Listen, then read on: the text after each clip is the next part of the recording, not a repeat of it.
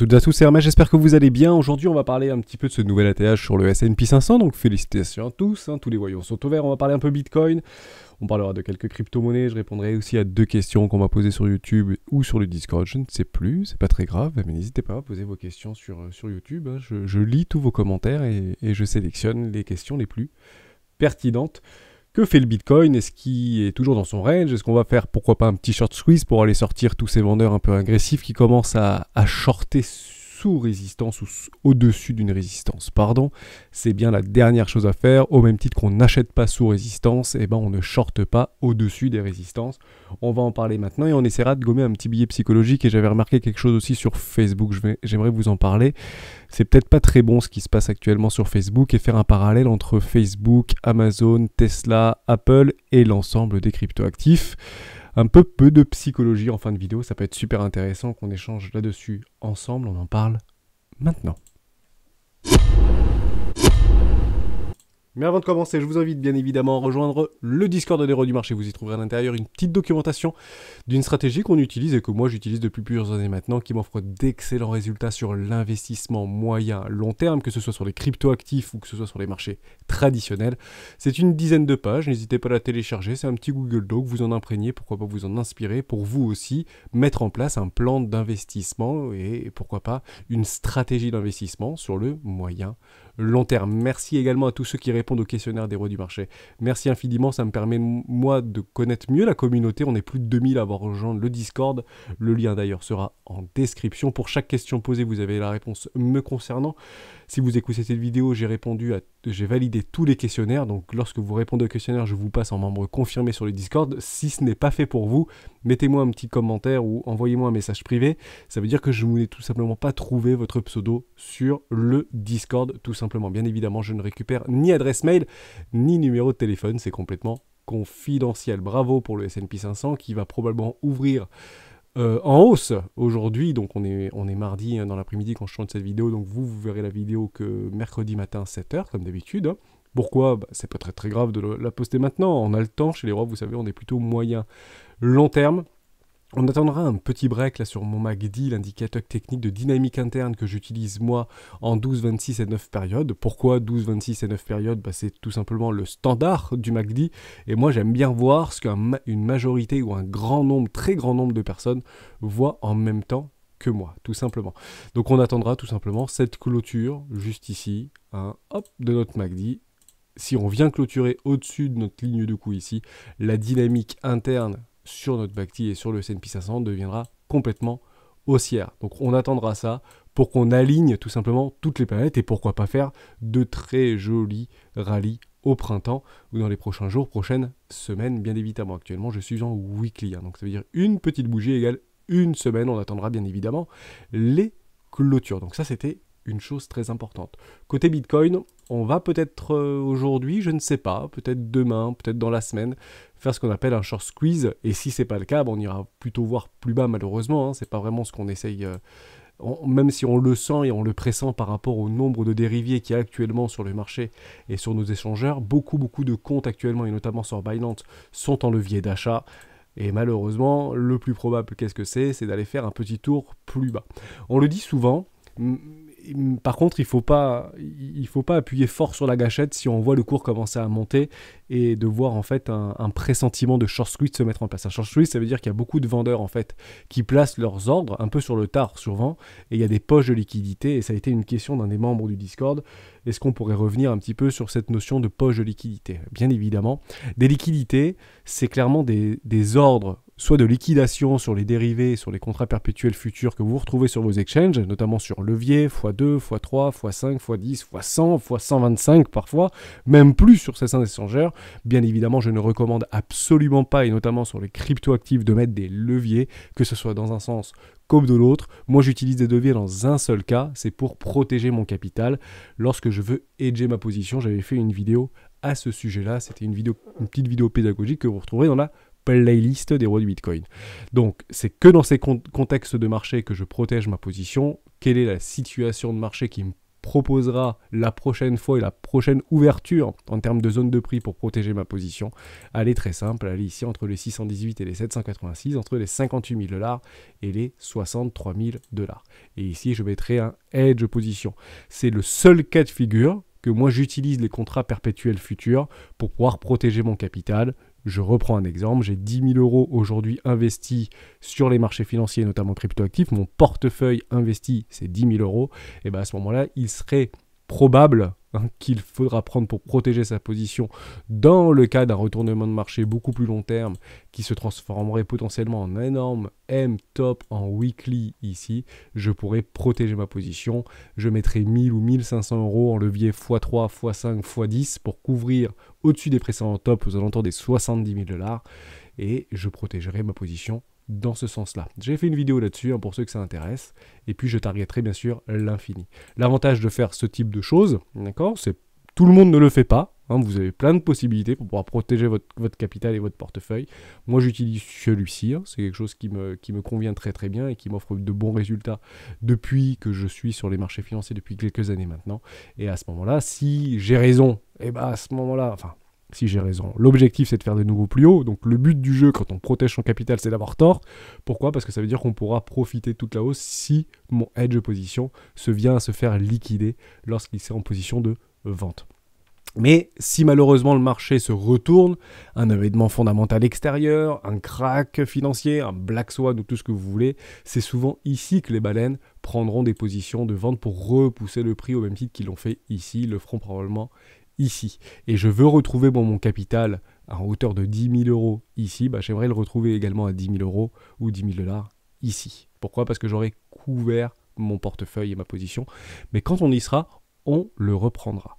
La question qui m'a été posée, c'était les poches de liquidité, évidemment. Alors, quelle que soit la time frame, que vous soyez en minutes, en horaire, en daily, en weekly, etc., vous avez en fait des zones de prix ou des poches de liquidité qui se créent notamment dans un range au nord et au sud.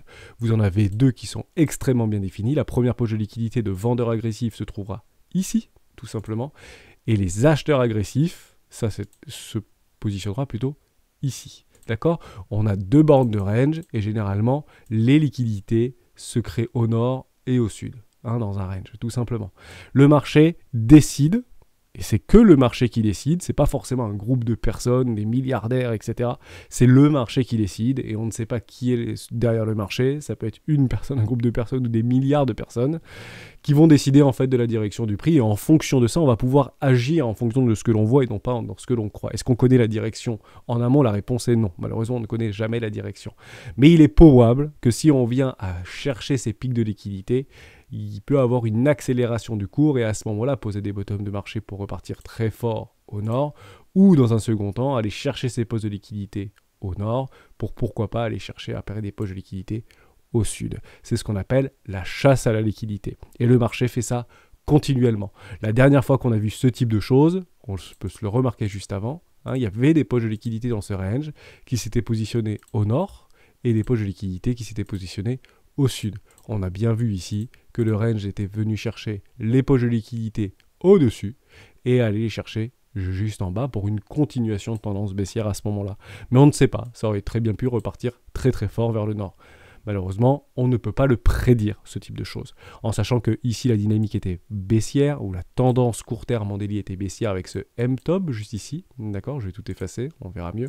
Ici, on a dessiné un M-top et le plus probable, c'est de faire donc toujours des nouveaux plus bas, tant que cette tendance de fond en daily, donc c'est plutôt court terme, était baissière. Là, on commence à voir des choses qui sont en train de se structurer, c'est assez joli. Ici, on a un petit double bottom juste là, qu'on voit pas très bien, mais qui a bien été clôturé, qui est plutôt haussier, ça a tout de suite été révélé, retour en bas du range, et je vois depuis maintenant plusieurs jours, et vous le voyez comme moi depuis plusieurs jours, ce qui m'étonne un petit peu, des personnes qui sont extrêmement motivées, et qui ne viennent pas chercher ces poches de liquidité. On le voit ici, par exemple, on a une grille ici, on peut remonter un tout petit peu, et on voit que les mèches ne viennent pas les chercher, ces poches de liquidité.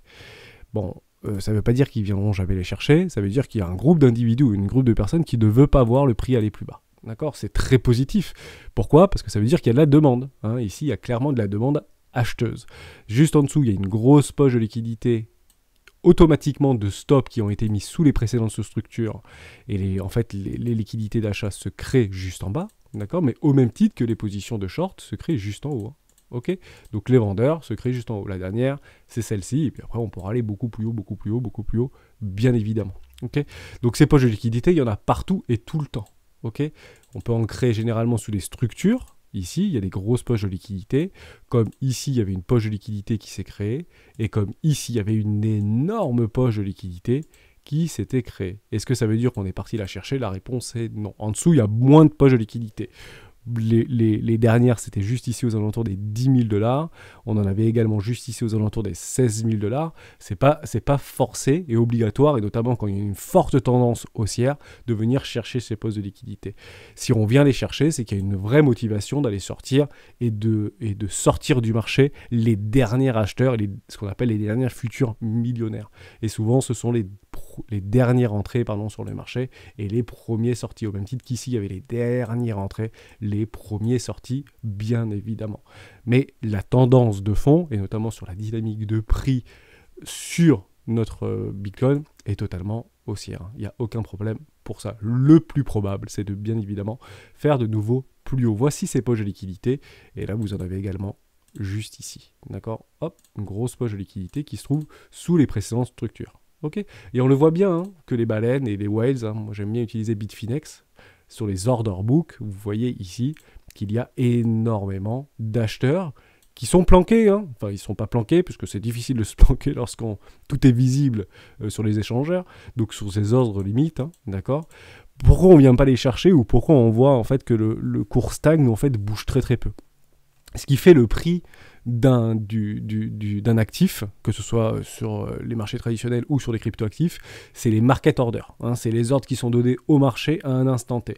C'est une rencontre constante à la milliseconde entre l'offre et la demande. D'accord ? La seule chose et le seul devoir, entre guillemets, des ordres limites qui sont posés dans l'order book, c'est de bloquer des prix.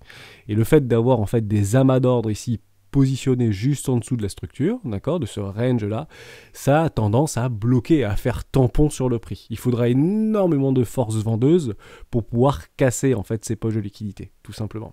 D'aller en fait aspirer et confirmer ou aspirer ces ordres d'achat qui sont actuellement positionnés par des vendeurs. Et c'est clairement ce qui peut se passer.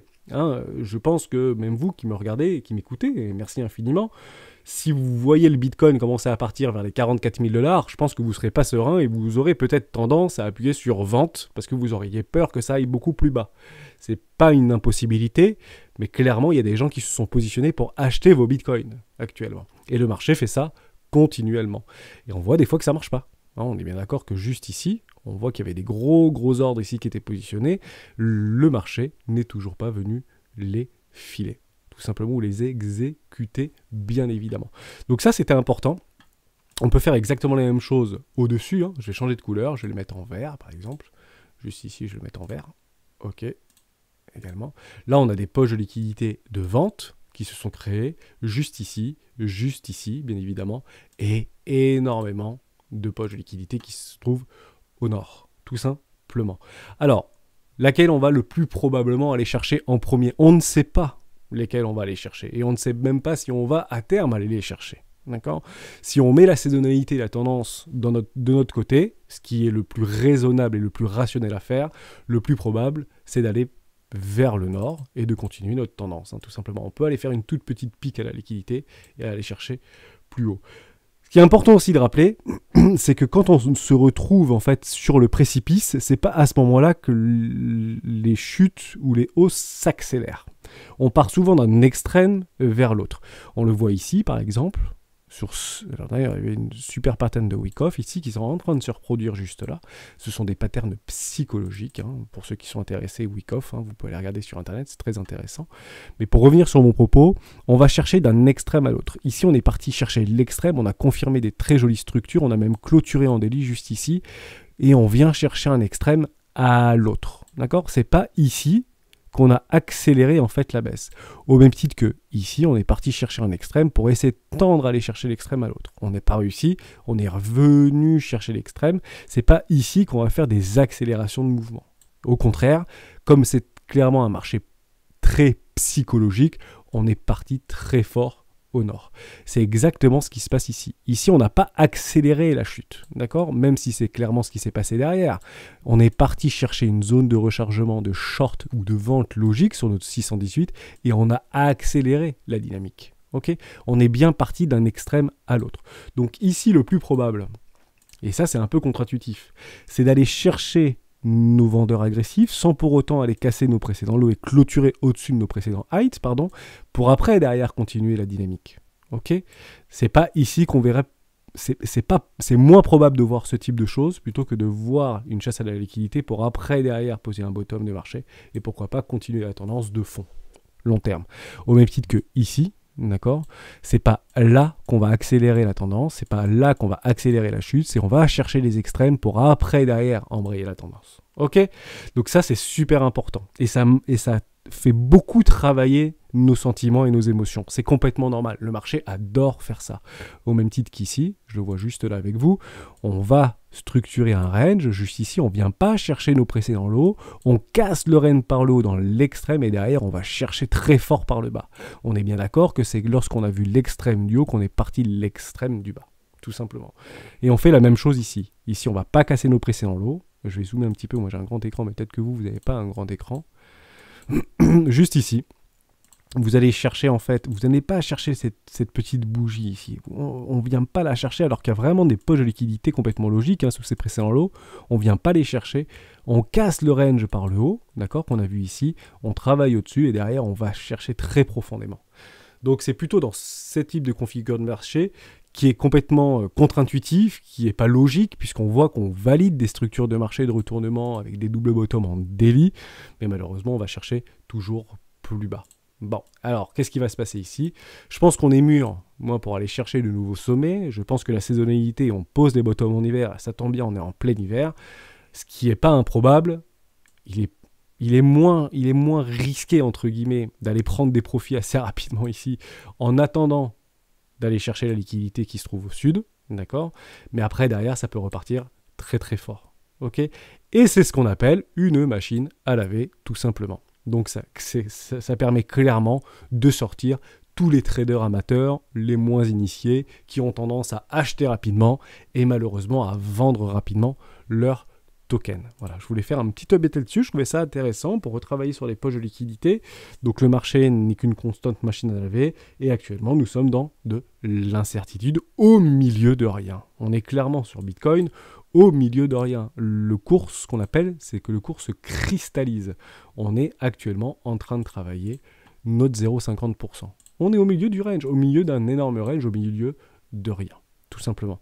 Et il est très probable que si on vient mécher juste ici, alors on peut venir au-dessus et mécher juste en dessous là, d'accord?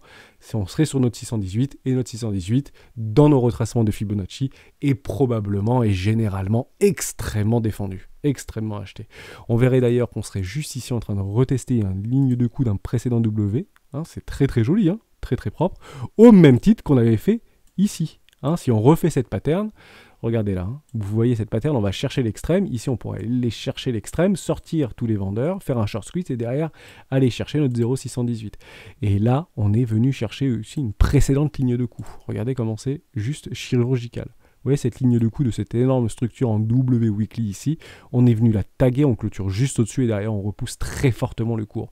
On est bien d'accord que ici, ce sera extrêmement défendu, comme ici, ce sera probablement extrêmement défendu. Et je vous le remonte sur Trending Light.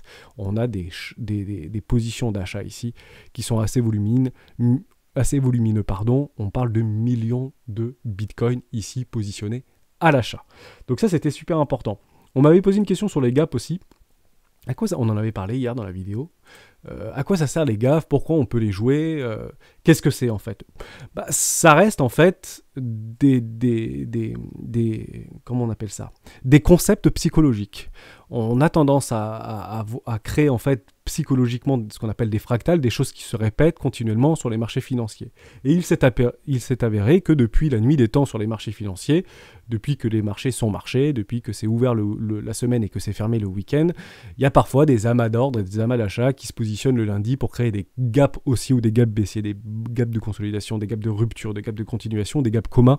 Je vous avais mis d'ailleurs c'est pas dans la documentation sur discussion crypto, Je vous ai mis une toute petite documentation, je vais revenir un peu plus en bas. Je sais plus où est-ce que c'était. Ça discute pas mal. Je sais plus où est-ce que je vous ai mis ça.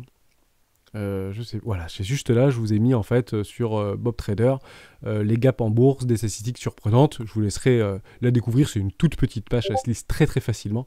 N'hésitez pas à aller consulter ça. Mais pour en revenir, c'est encore une fois des concepts et des structures psychologiques où on dit que 80% des gaps sont menés à être comblés. Pourquoi ? Parce que la nature n'aime pas le vide. Hein. Et c'est un peu contre-intuitif ce que je suis en train de dire. Mais techniquement, un gap ou un trou de cotation, c'est là où il n'y a pas eu d'ordre sur un actif, d'accord, quel qu'il soit. Là, on parle du Bitcoin sur le CME, et la nature n'aime pas le vide, et on vient parfois combler ces vides-là, tout simplement. Et d'ailleurs, un vide qui était resté très très longtemps, c'est celui des 16 000 $ sur le précédent bull run. Hein, je vais revenir en arrière avec vous. Je suis en 4 heures actuellement. Juste ici, ouais, je l'avais entouré d'ailleurs, très drôle. Juste là, il y avait un gap qui était caché. Ici, un trou de cotation sur le CME, d'accord, et qui a mis des années avant de se faire combler. Des années, ça a mis 3 ans, d'accord. Donc, il y a eu des dizaines et des dizaines de gaps tout au long de la structure du Bitcoin, hein, depuis que c'est sur le CME. Énormément ont été comblés, je dis bien énormément de gaps ont été comblés.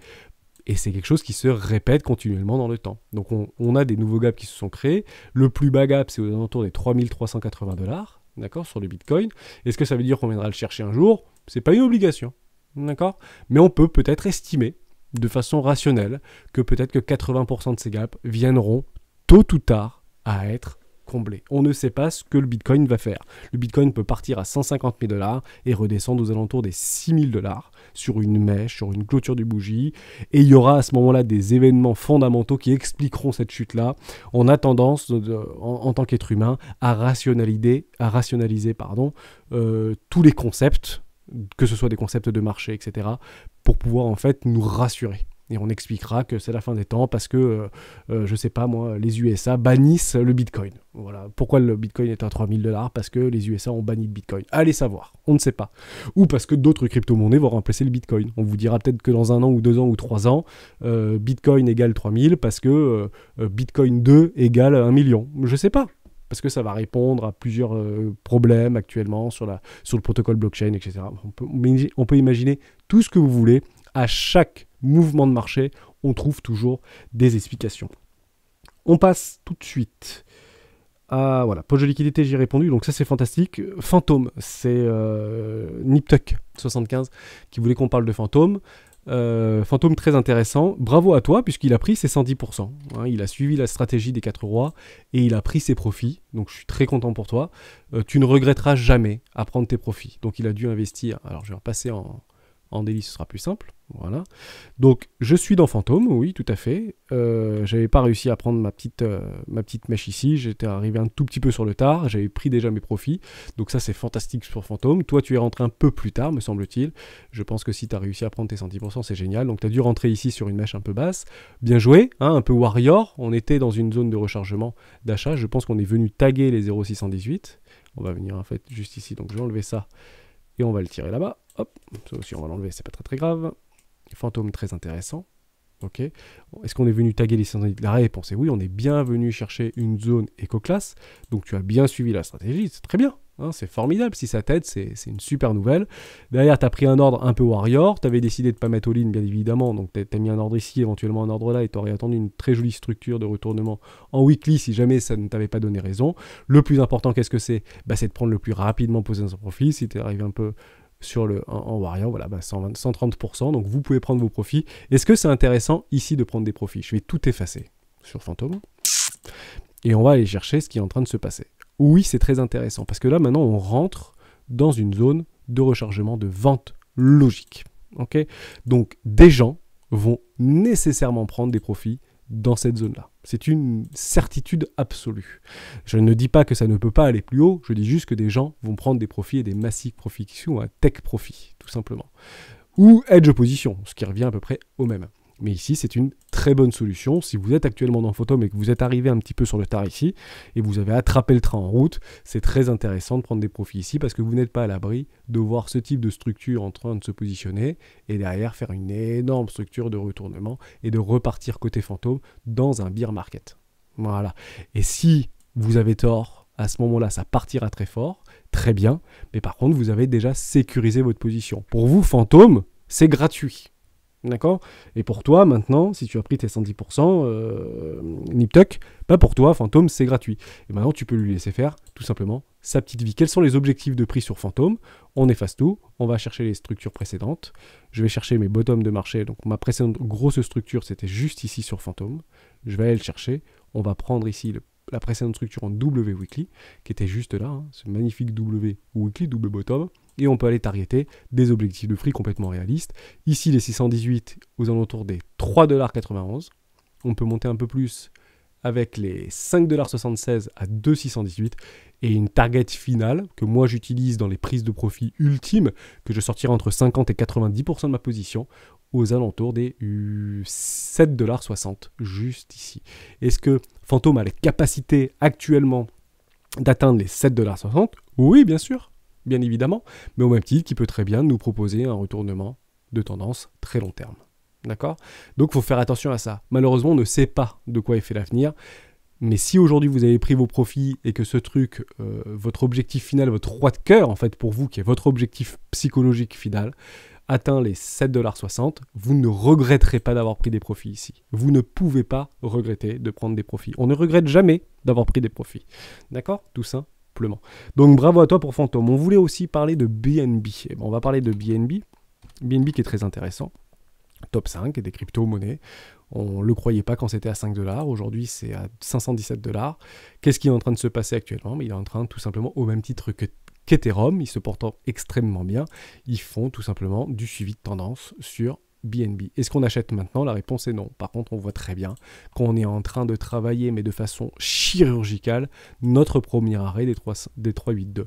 Donc, le plus probable actuellement pour les traders de tendance, hein, d'accord, c'est d'aller chercher des achats ici pour repousser le prix et nous proposer de nouveaux sommets. On voit aussi deux choses, à quel point c'est chirurgical et contrôlé par des mastodontes actuellement, c'est qu'on est en train de travailler une ligne de coup d'une énorme structure en W Weekly ici, donc on va chercher ces structures-là, on peut prendre les clôtures de bougies si vous voulez, d'accord? Hop, je vais mettre un peu plus gros. Voilà, on est en train de travailler cette ligne de coup de ce précédent énorme W Weekly. On est en train de travailler, c'est chirurgical, c'est juste magnifique. On a vu exactement la même chose se produire. Ici, si je prends les clôtures de bougies seulement, on a structuré un magnifique double bottom juste là, et on est venu travailler notre ligne de coup. C'est ce qu'on appelle aussi chez les rois typiques, les pullbacks, hein, les retracements, c'est un peu un piège à boules ici, un bull trap, c'est le pullback hein, pour aller repousser le prix très très fort et faire une magnifique structure en double bottom en weekly. Donc ça c'est très très joli, c'est chirurgical. Le plus probable pour BNB, bien évidemment, c'est d'aller faire un nouveau sommet. Hein, tout simplement. Est-ce que ça veut dire que c'est ici qu'on achète du BNB? Malheureusement, la réponse est non. Je ne dis pas qu'il n'y a personne qui achète ici du BNB. Je dis que si vous êtes investisseur, vous avez d'autres crypto-monnaies qui sont bien plus intéressantes que maintenant que BNB à investir à l'intérieur. Vous allez prendre les structures de bottom juste ici. On va regarder ensemble où est-ce qu'on pourrait racheter du BNB. Hein, c'est extrêmement simple. On commencera à s'intéresser à BNB quand il reviendra rechercher. Alors, il était déjà venu ici. Hein, c'était une très très bonne localisation d'entrée. Donc tant mieux pour ceux qui l'ont pris, c'est maintenant qu'il faut quand même peut-être penser à prendre des profits pour ceux qui sont rentrés aux alentours des 270 $, hein, ok. On est bien venu travailler, hein, c'est magnifique, hein, ça clôture, sans casser les presses en haut, c'est vraiment joli hein, ce que propose BNB, hein, c'est bien maîtrisé par les institutionnels, il n'y a aucun problème là-dessus, c'est académique, hein, pourquoi pas, et on pourra éventuellement racheter du BNB ici. Si ça fait de nouveaux sommets, si BNB atteint, qui sait, 2500 $, on ne sait pas ce qu'est fait l'avenir, à ce moment-là on tirera notre Fibo depuis les précédents bottom historiques de BNB et on remettra notre zone écho entre les 500 $ ici, entre les 500 et les 840 $. D'accord? Et vous allez dire, oui, c'est intéressant, mais là, à ce moment-là, c'est peut-être intéressant de l'acheter maintenant, parce que s'il monte à 2200 ou 2500 $, oui, malheureusement, on ne sait pas hein, où est-ce que BNB va monter. On n'en sait strictement rien. Et par rapport à la précédente magnifique structure qui s'est passée ici, on peut regarder des objectifs de prix sur BNB, qui sont assez simples, avec des extensions Fibonacci par rapport au précédent bottom de marché, juste ici, d'accord. Est-ce qu'on a targeté les 1,618? La réponse est non. On peut venir assez facilement sur les 780 $, 776 $. Ensuite, on aura un autre objectif aux alentours des 1136 $ et un objectif final pour moi, 1500 $. Voire pendant une reprise de bull run BNB à 1500 $, est-ce que c'est réaliste? La réponse est oui, c'est totalement réaliste. Totalement réaliste. Après, derrière, ça peut partir beaucoup plus haut, mais on ne le sait pas. Tout simplement. Ça, c'est mes targets d'extension de prix par rapport à un excès en fait qui pourrait se produire dans les prochaines semaines et prochains mois. Tout simplement. Donc, on avait parlé d'FTN, BNB. On voulait parler. Alexandre voulait qu'on parle de GLD. Oui, bien sûr, on peut parler d'Elrond. Il n'y a pas de problème. Et après, on passera sur Facebook pour ceux qui sont restés jusqu'à la fin de la vidéo. C'est très, très intéressant. Ce qu'on nous propose, vous allez voir, c'est très pertinent. J'avais beaucoup gribouillé sur GLD. On était rentré, voilà, c'est incroyable, ça fait longtemps qu'on n'était pas revenu sur GLD. Donc on avait tracé en fait ces zones d'extension Fibo qu'on a vu juste avant. Ici on va l'enlever, hop. D'entre les 1,618 et les 2, est-ce que c'était intéressant de prendre des profits sur les 1,618? La réponse est oui. Regardez, c'est impressionnant. On est venu travailler cette zone de prix d'extension complètement logique. On a complètement repoussé le prix dans ce massif de profit. On a repoussé le prix complètement. Donc c'est très intéressant. Pour ceux qui n'ont pas pris de profit ici, il se trouve un petit peu, c'est un peu dommage, quoi. Vous voyez ce que je veux dire? Donc dans cette magnifique structure, lorsqu'on est re-rentré dans une zone de rechargement long terme, on était aux alentours des 57 $. On pouvait prendre et lisser nos achats juste là-dedans et attendre éventuellement une structure si on est cassé nos précédents lots. C'est pas ce qui a été fait. On a maintenu les précédents lots. Derrière, vous avez pris des profits juste ici. D'accord? Donc vous n'êtes pas déçu, on ne sait pas ce que va faire le cours. Et derrière, vous avez repris des profits. J'en parlais dans la vidéo de performance, sur une vidéo du dimanche, sur les 1,618. Aujourd'hui, qui se retrouve à 240 $, c'est pas très très grave pour vous, puisque vous avez déjà lissé des profits, vous êtes très largement bénéfice sur le GLD, même si ce truc peut atteindre 3000 $ peut-être dans les années à venir, vous ne serez pas déçu si vous lissez vos ventes par le haut, bien évidemment, et que vous prenez systématiquement vos profits. Il est facile d'acheter, il est quand même très difficile de vendre. C'est un apprentissage de vendre sur les marchés financiers, et vous avez des zones de retracement Fibonacci qui sont encore une fois là, parfaitement vérifié et qui a parfaitement été repoussé au niveau du prix. Néanmoins, la tendance de fond reste complètement haussière. Qu'est-ce qu'on est en train de travailler actuellement sur GLD?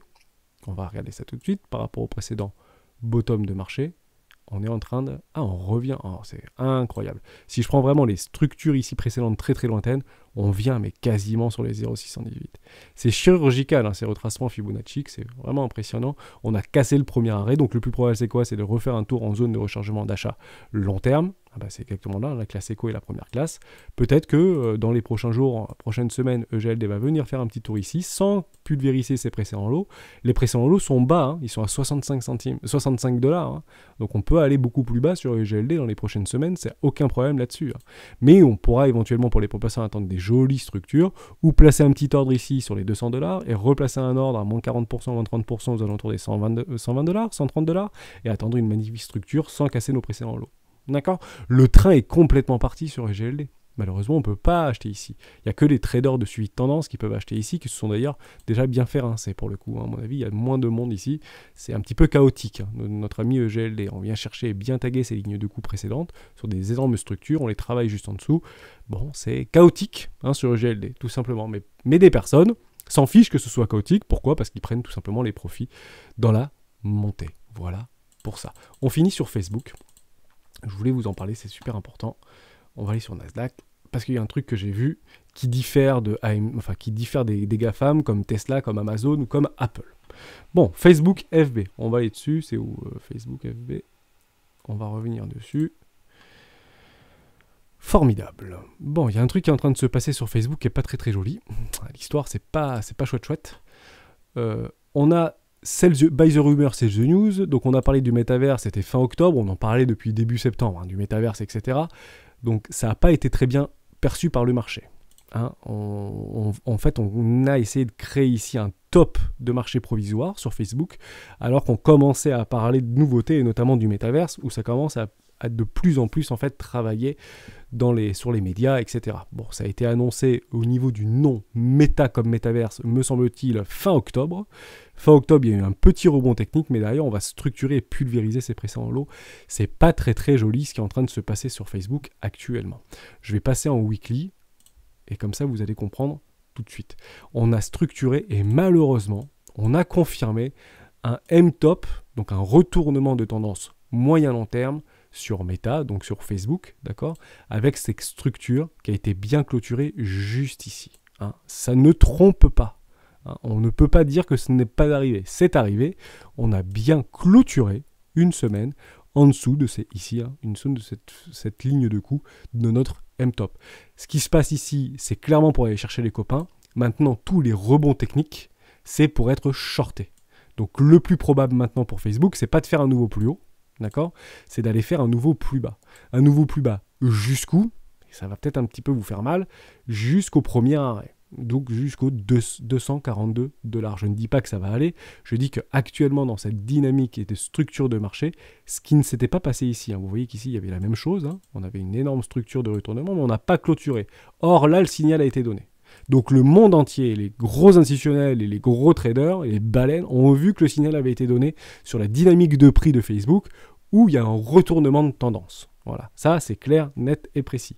Je ne dis pas qu'on ne peut pas inverser cet énorme M-top dans un énorme W weekly, d'accord ? Je ne dis pas que ça ne peut pas arriver, je dis que maintenant ça devient peu probable. Hein, il faudra vraiment être patient et attendre. Il y a une deuxième chose qu'on a vue sur la dynamique, c'est qu'on a structuré sur notre MACD, donc la dynamique interne de volume par rapport à nos deux moyennes mobiles exponentielles, que j'utilise toujours en 12, 26 et 9 périodes, on a structuré un énorme M en weekly sur notre MACD. Hein. C'est pas bullish du tout, Facebook. Ce n'est plus bullish.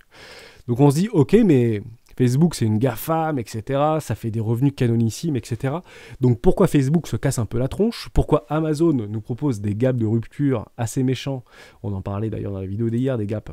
Pour retrouver la petite doc là, sur le Discord, c'est qu'on a vu un énorme gap se positionner. Je vais repasser en daily. C'était pas très joli, hein. Il y a des gens qui ont eu peur hein, sur Amazon, juste ici. Hein. Là, c'était pas très très joli, ce gap ici, qui pouvait en fait produire un effondrement, hein, une forte accélération de la baisse. Ça a très très bien été racheté, bravo. Il y a des gens qui sont extrêmement motivés sur Amazon.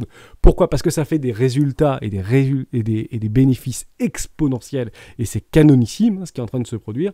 Donc malheureusement, le fondamental propre d'une action reste le fondamental propre. Il n'y a pas eu d'éléments perturbateurs externes. Je sais pas moi, Jeff Bezos s'est mis en examen. Bon, ce sera peut-être pas très bon pour l'action. Pour l'instant, c'est pas du tout le cas. Il n'est pas mis en examen. Il va dans l'espace. Bon, c'est plutôt pas trop mal.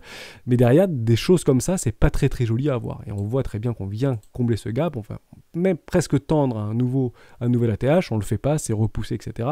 Il y a de la prise de profit sur Amazon, c'est une évidence.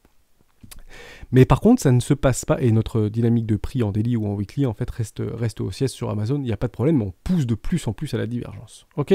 Donc ça, c'est très, très important. Quelle est la différence entre Amazon, et que je regroupe dans les GAFAM, entre Amazon et Facebook, et la différence de Tesla et Apple ? Alors que Apple nous propose nouveau sommet sur nouveau sommet, c'est incroyable, et que Tesla nous propose encore des nouveaux sommets sur nouveaux sommets. Alors, on ne parlera pas, hein, c'est très très... Enfin, il y a des gaps ici, c'est incroyable. Ces gaps-là, ils sont juste incroyables, ces gaps. Ces gaps, c'est des gaps de rupture qui poussent en fait très très fort au niveau de l'achat, et c'est pas de l'achat modéré, c'est de l'achat en dizaines de millions de dollars, et on voit la même chose ici, c'est impressionnant. Vraiment, c'est dingo.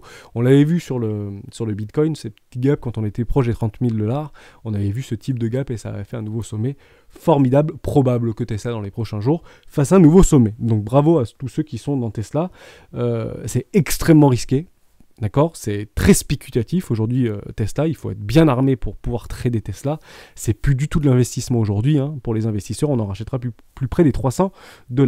Donc quelle est la différence, ou le point commun entre Tesla et Apple, VS Facebook qui est en train un petit peu de se péter la tronche, et Amazon qui nous propose des choses qui sont pas très jolies, plutôt des phases, jusqu'à preuve du contraire, plutôt de distribution.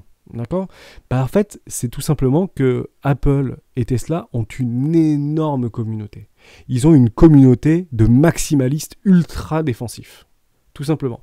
Les mecs qui sont dans Apple et qui sont fans d'Apple et qui ont acheté des actions Apple ne vendront pas leurs actions. Apple peut partir à zéro, ils ne vendront pas leurs actions.